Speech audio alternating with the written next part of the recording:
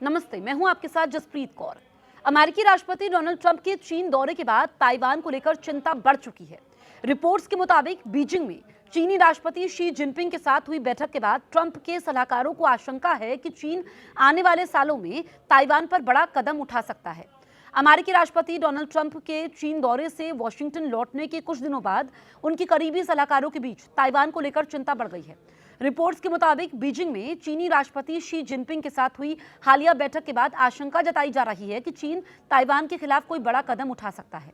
Axios की एक report के अनुसार कई सलाहकारों को अब आशंका है कि चीन अगले 5 वर्षों के अंदर ताइवान को निशाना बना सकता है, जिससे दुनिया भर में सेमीकंडक्टर सप्लाई पर बड़ा असर पड़ सकता है और अमेरिकी अर्थव्यवस्था के लिए बड़े जोखिम पैदा हो सकते हैं।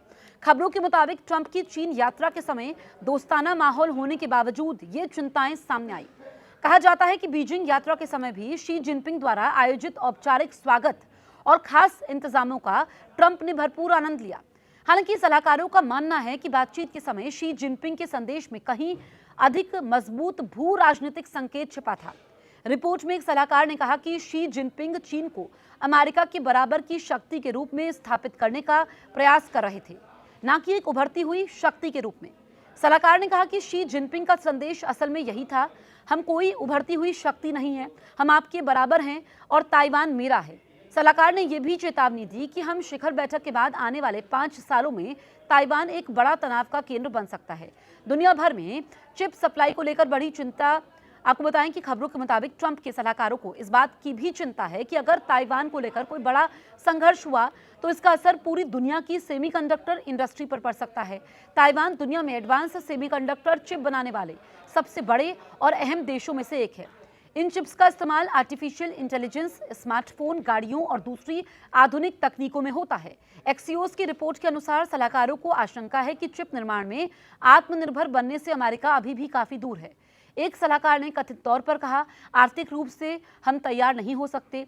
साथ ही उन्होंने चेतावनी दी कि चिप सप्लाई चेन अब भी काफी हद तक ताइवान पर निर्भर है। ये चिंताएं ऐसे समय में सामने आई जब अमेरिका और चीन के बीच प्रतिस्पर्धा तेजी से तकनीक, आर्टिफिशियल इंटेलिजेंस और सेमीकंडक्टर निर्माण के क्षेत्र में बढ़ती जा रही है। ट्रंप ने ताइवान के हथियार पैकेज को अभी तक मंजूरी नहीं दी है। ट्रंप की चीन यात्रा के समय ताइवान का मुद्दा प्रमुख चर्चा का विषय बना रहा। शुक्रवार को एयरफोर्स वन में पत्रकारों से बात करते हुए ट्रंप ने कहा कि उन्होंने ताइवान के लिए प्रस्तावित $14 अरब के हथियार पैकेज को मंजूरी देने या न देने का अभी तक फैसला नहीं किया है। खबरों के मुताबिक इस पैकेज में मिसाइलें और वायु रक्षा अवरोधक शामिल हैं और ये कई महीनों से लंबित हैं और ट्रंप ने कहा है कि ये ताइवान को लेकर चीन के साथ तनाव बढ़ाना नहीं चाहते। उन्होंने कहा, इस समय हमें सबसे कम जिस चीज की जरूरत है वो है 9,500 मील दूर युद्ध। बीजिंग वार्ता के समय शी जिनपिंग ने कथित तौर पर ट्रंप को चेतावनी दी कि ताइवान मुद्दे को गलत तरीके से संभालने से अमेरिका चीन संबंधित टकराव और यहां तक कि संघर्ष की ओर बढ़ सकते हैं। ट्रंप ने ताइवान को हथियार बेचने के संबंध में अमेरिका की 1982 की 6 एश्योरेंस की नीति का भी जिक्र किया, लेकिन संकेत दिया कि मौजूदा परिस्थितियों में वो इस समझौते को पूरी तरह बाध्यकारी नहीं मानते।